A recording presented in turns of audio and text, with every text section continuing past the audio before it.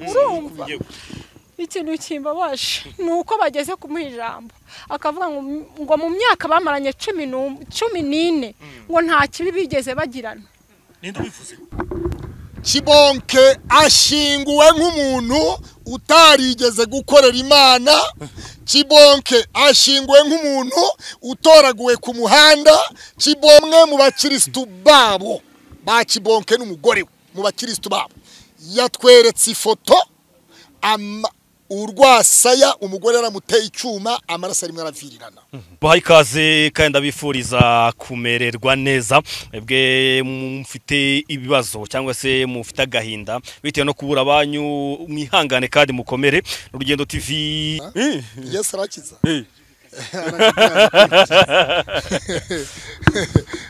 Yego turi rero turi irusororo aho twaje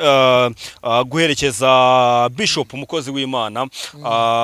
Kibonke cyangwa se Theoneste bitewe n'izina wamumenyeho. Twaje kumuherekeza ariko hano turi ku irimbi rya Rusororo habereye ibitangaza aho wari waje guherekeza umugabo we baraza kwifata kibazo wari waje guherekeza umugabo we yikuye ibitenge arasimbuka aravuga ati yo telefone ndavuze ngo sinongere kubona mufata amashusho. Benshi bagwa mu kantu baravuga ati bigenze gute noneho ati ishyano ricitse umurizo. Pastor Claude yahagobotse nawe yarahari byabaye bibi cyane. Tugiye kubiganaho byose ku buryo burambuye tumenye uko byagenze. Pastor Claude ngo wayikaze.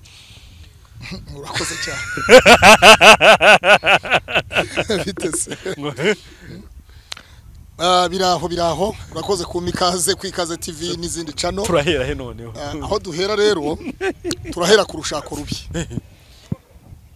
Urabyumva? Kibonke yashatse nabi.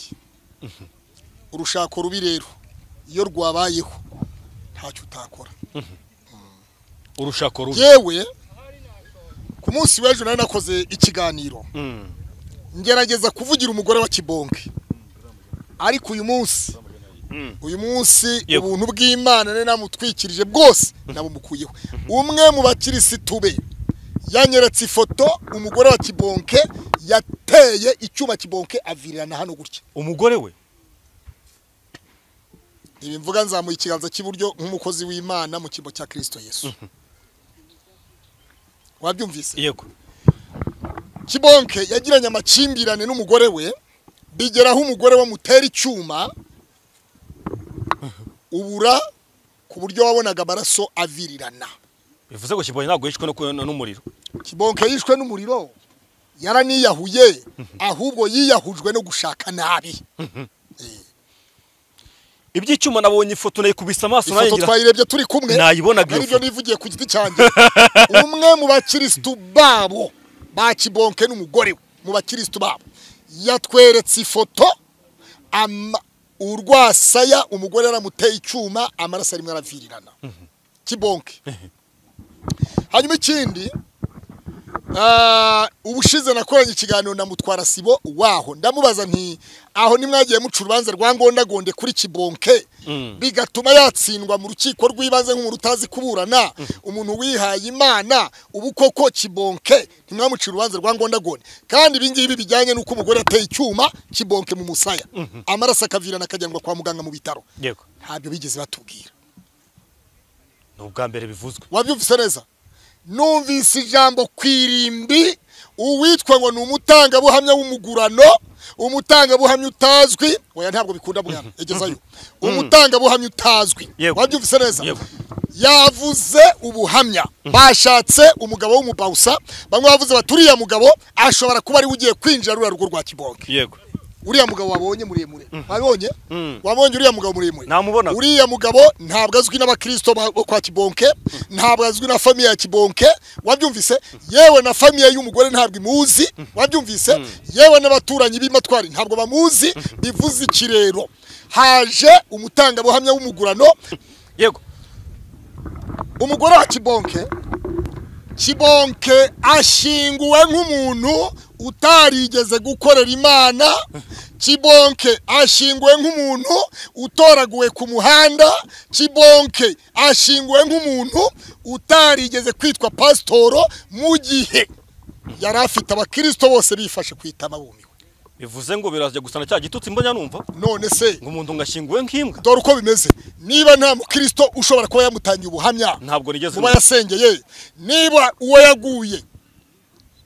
mu gatuza mu bitaro kwa muganga ata witwa Siriyake wabyumvise neza Siriyake nta mwanya yahawe yarahagaze hariya Siriyake ni wa wundi ufite imodoka y'ijipe y'umukara uriya niwe wari uri kumwe na Kibonke amakuru twayamenye abakristo bayatubwiye yego hanyuma rero tukorere ku mugabo mwinshi biravugwa ko Kibonke yarogeshejwe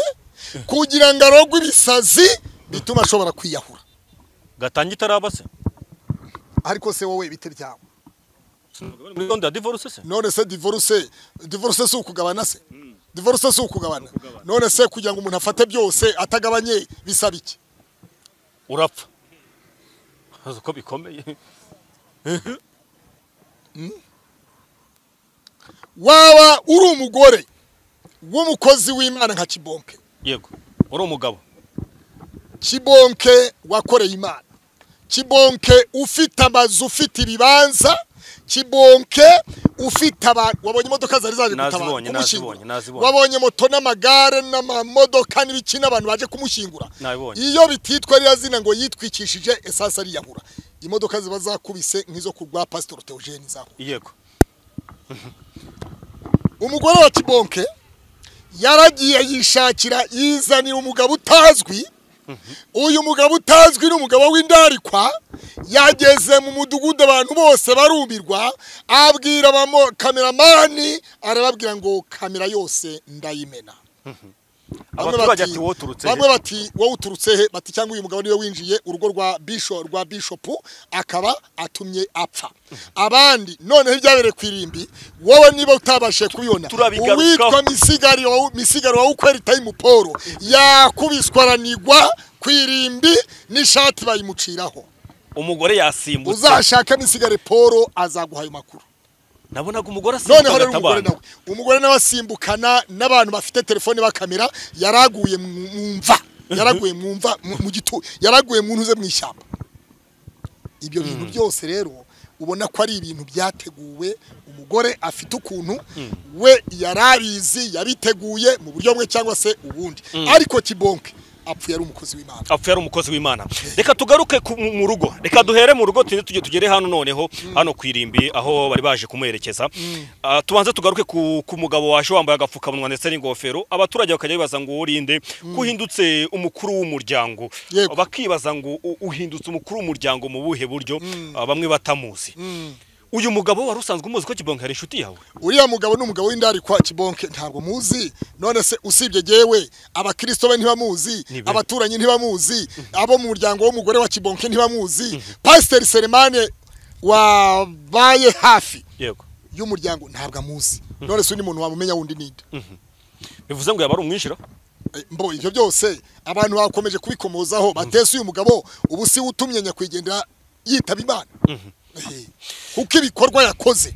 ubwabyo byari byakubiraga kugira ngo hatagira itangazamakuru rigira ikintu rifata ngo risohore uyu mugabo ubwo wamanukaga ujya mu rugo avuga ati gutabara umukozi w'Imana mugenzi wanjye yagukumiriye ku muryango utarashika mu rugo ndamubwira ngo hani kwa Kibonke ntabwo ari we ntikereka niba ari we wasimbuye Kibonke arangije ahita amanuka arabebera abaturage bari bamwanjamye muri iriya karitsiye bati itangazamakuru riremewe ni iki muhisha hano abantu bose batame abaturage niko bahise bamubwira baramubwira ngo ubundi ko tutakuze ubundi bateye uturukanye abaturage niko bavuze baturage bahariye kwa Kibonke baravuga batuye umugabo kandi no kwitondera noneho kwirimbiho byari ibindi bavuze bati bagira uwo babuza gukamera noneho tubereke bari bariye Karungu mu rugo iyo bazanye umurambo mu rugo akenshi bari uburyo bwo gusezera ndetse no gutanga ubuhamya kuvuga ibigwi bya nyakwigendera gwitabye Imana ariko ntabyo nibigeze mbona hariye bamwinjije baramusohora yaragiye gukora iki mu rugo ko nigeze mbona mutangira ubuhamya biriya babyita kwifotoza bagira ngo bafete abaturage babikore nko kwitaka ku bitaro bya Masaka ku bashinwa aho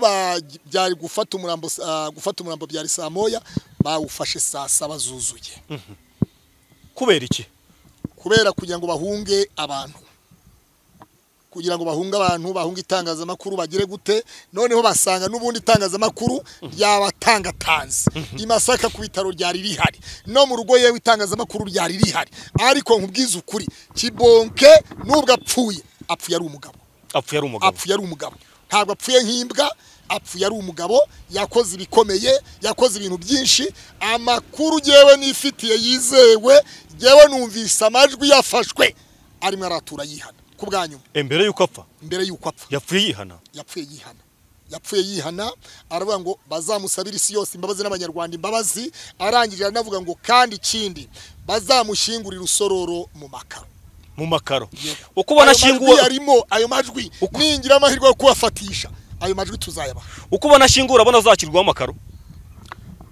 none se no gukaraba abantu barakarabye bakarabye intoki hano aho bakarabira nta nufashe icupa rimwe rya 300 muri make kwa gukaraba barabikarabye ntibangu nyine byari umuhango urumva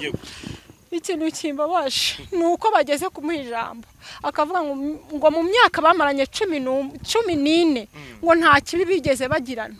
ninde ubivuze umugore nicyo kimbabaje gigatuma nanariza ahubwo hari yagenda ngaho mvaho basi gukaraba ngo byagenze gute gukaba bapimye fanta baherekeje Kibonke ngo na fanta nta nutuzi babitwira niba nta bushobozi bari bafite bifite bya birunze hari bafashe imyanzuro yo kubyimana gahomvaho ihangane mama twumvikana none se Kibonke mwari mubanye ujye banza ukosora ibintu ujya kunjyana ibitameze neza ubisiga turi kumva hari ibintu hari ifoto nabonye hari ibintu nabonye wamfasheho nasamye gutya ntari kuvuga neza ibiranaga ari ibintu by'u Rwanda ngende umubyeyi babari sibyo ubutumwa batanga ku bakunzi ba Kibonke n'abakristo bose yaza gasengera ubutumwa natanga nyine bihangane ikindi nabasabira nugukomeza inzira y'agakiza yadutoje yo gusenga tugaguma mu gakiza tukazapfa natwe dukirana kuko ejo natwe nitwe tuzapfa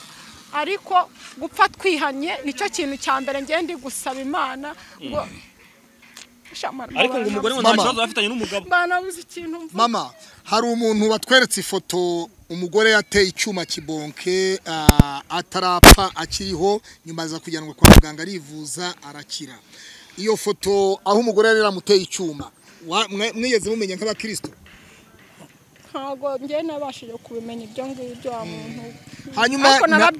nabyumvise gutyo warabyumvise ariko ntago nigeze nta mukristo bahaye ijambo ngatanga ubuhamya bw'umushumba we yewe n'uwamurwaje kugira mu bitari Kanombe yitaba Imana witwa Siriyake ntabwo bamuhaye umwanya ngo avuge none wari ufite ubuhamya bukomeye abakristo bamutubwiye uwo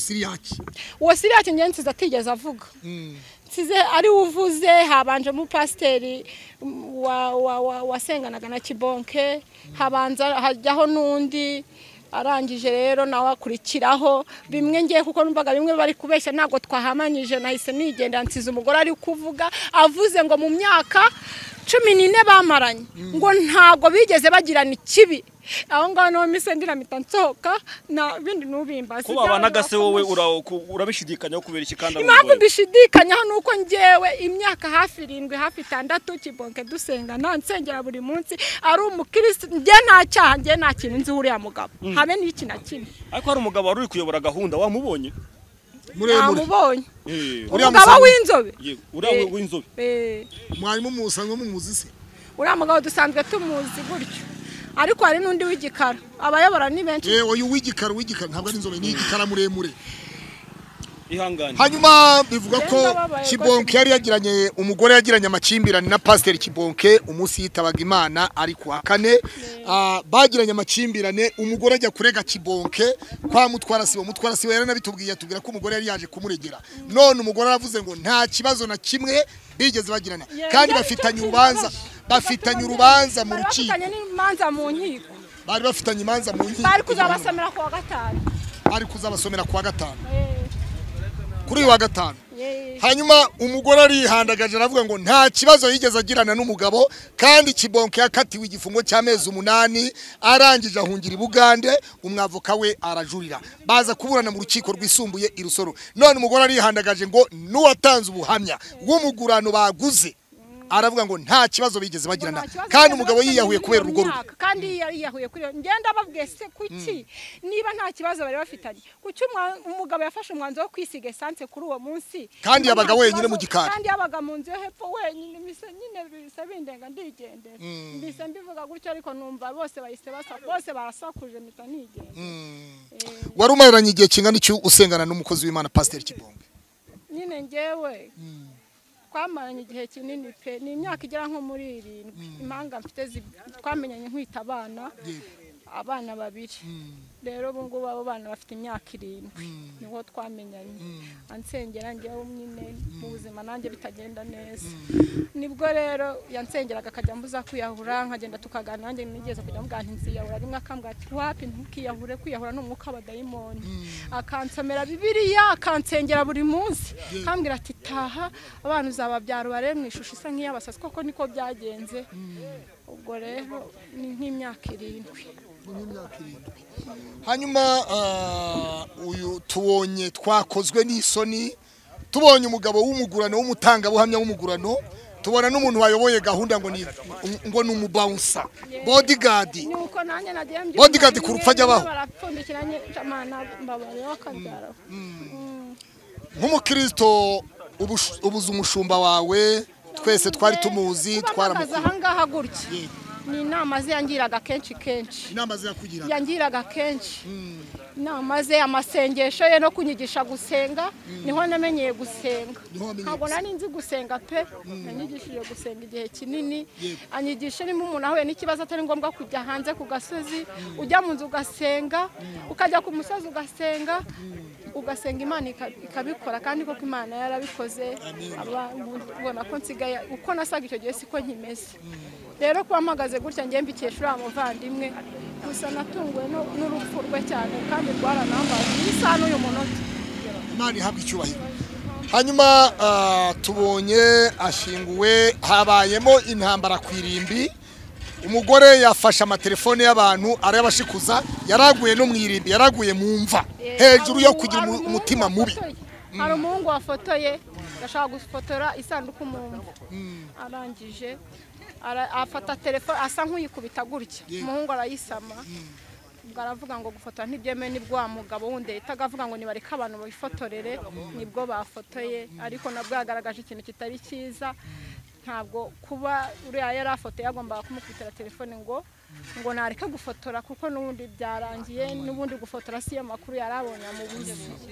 Pastor Kibonke yasengeye abantu ku Karubanda ntabwo yigeze asengera abantu yihishe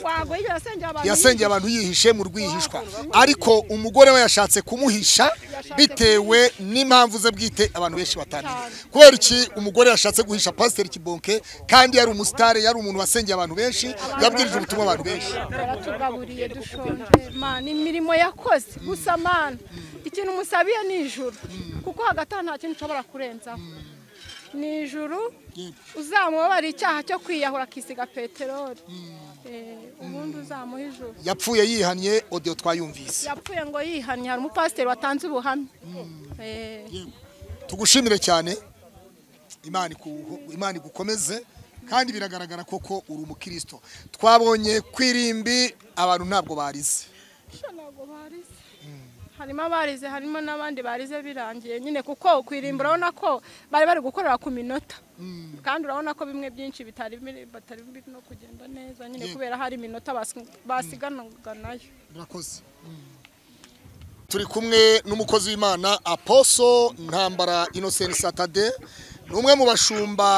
yabaye Apostle Saturday yabaye mu bumwe bw'amatorero ya Gikristo mu murenge wa Kimironko kandi umurenge wa Kimironko n'umurenge wa Ndera byabaga byegeranye yaraziranye n'umushumba Pastor Theoneste Kibonke Apostle Saturday tugwaye ikaze muri iki kiganiro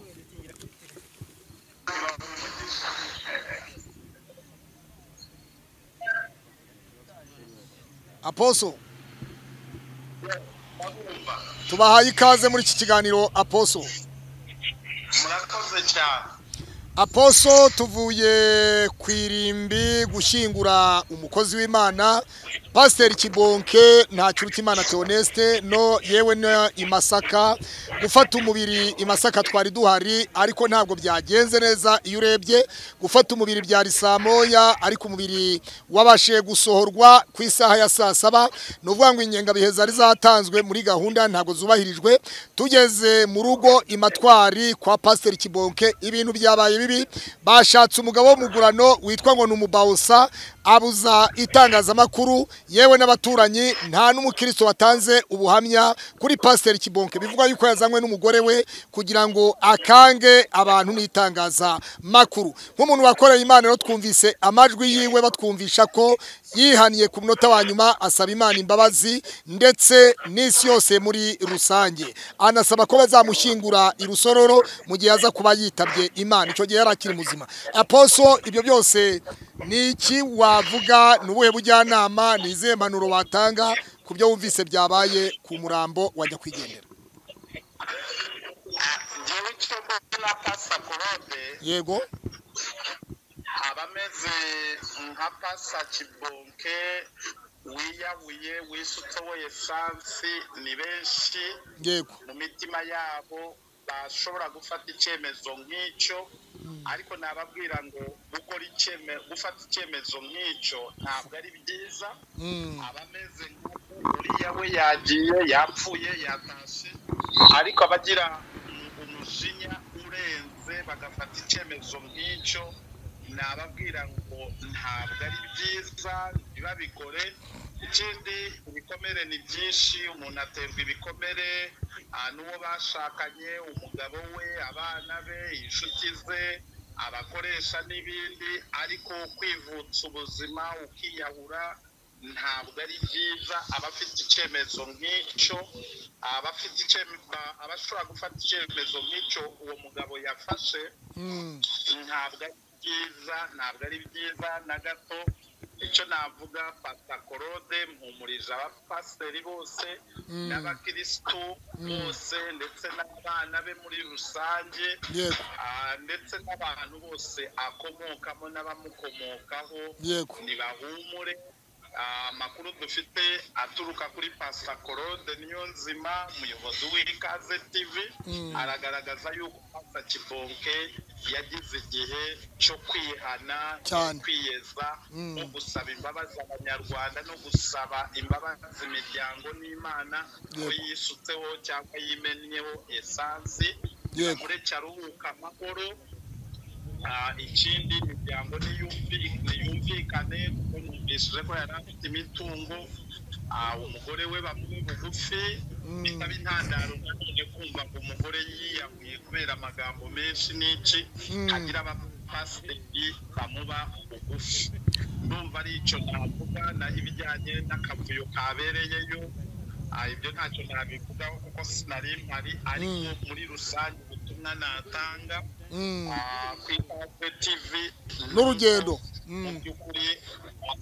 abashobora gufata icyemezo nk'icyo batagifata ntabwo ari cyiza ikindi ubutumwa bundi natanga nuko nasaba yuko ababishopu bahari babe bugufi abashumba yego Apostle Saturday Apostle kwirimbi umugore wa Kibonke yararwanye ndetse yaraguye mu irimbi mwishyamba babyita ngo ni ishyamba arwanira telefone kwambura telefone umwana w'umusore wakameraga isanduku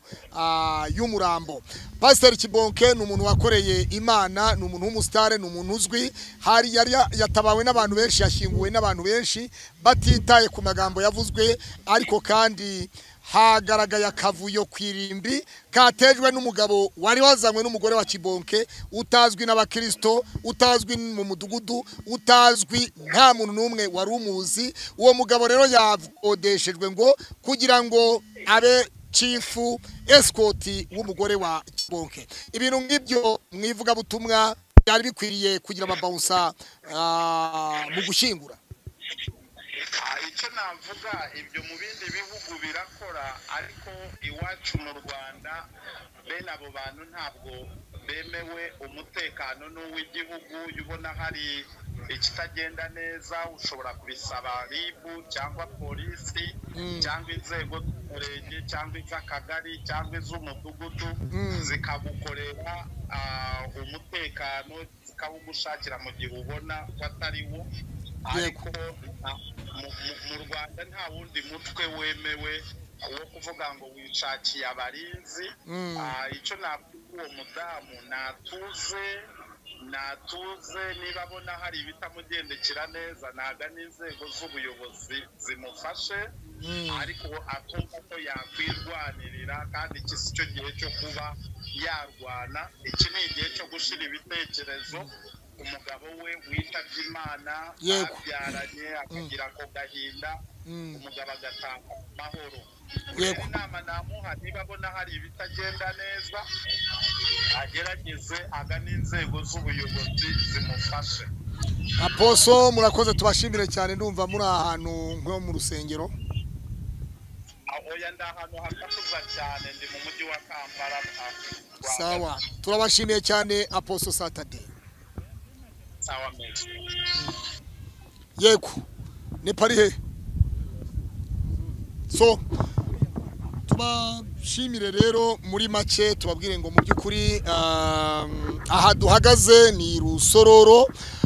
kwirimbi rya Rusororo iwabo wa twese iwabo abantu bose hano nta muntu numwe ushobora kubwira undi ngo uragapfa kuko nta muntu utazapfa abantu bose bazapfa natwe tuzapfa nuko tutazi umunsi n'igihe ariko kandi tubabwire ngo mu by'ukuri Pastor Kibonke ni umuntu wakoreye Imana ni umuntu wabanye n'abantu benshi ariko ikidutangaje kuruta ikindi mu gukaraba abantu babuze n'amazi yo kunywa umugore arangije arihandagaza aravuga ngo nta kibazo yigeze agirana n'umugabo we kandi bari bafitanye imanza mu rukiko rwisumbuye rwa Gasabo ikindi kandi mutwara sibo atubwira ko batandukanijwe Kibonke umugore agiye kurega Kibonke inzego z'umutekano zije kumureba kubera ko buri gihe umugore ngo afite ukuntu yakoraga tekinike akirizariza akajya kurega Kibonke agahinduka ikibazo kandi ari umukristo yanze gupfa sebye rero abonye bibaye gutya avuga ati aho kugira ngo nzajye muhora mburana n'umugore nashatse nzahagarara imbere y'umucamanza bwa kangahe ahitamo gufata icyemezo kigayitse ari yahuza essence ariko icyo dushima Imana kuri finali yaje gusaba Imana imbabazi ari mu bitaro ndetse n'abari bamurwaje bamujyanye ku bitaro n'abatanga buhamya babyemeza babimye ijambo kugira ngo badatanga ubuhamya ariko no twavuga ngo mu by'ukuri Uwiteka amwakire mube kandi agira iherezo ryiza nk'umuntu upfuye nk'umukiranutsi ku munota wa nyuma apfuye nka cya gisambo cyabambanwe na Yesu ku musaraba Yesu yarakibwiye ngo ndakubwiza ukuri yuko iri joro turi bubane muri paradiso y'Imana ndabashimiye cyane ibisigaye nakagaruka mugire amahoro n'amahirwe subscribe like na comment mukomeze murebe Ikaze TV Rwanda Urugendo TV Yes na Kiza TV ndetse na Ukweli TV Rwanda Pastor Claude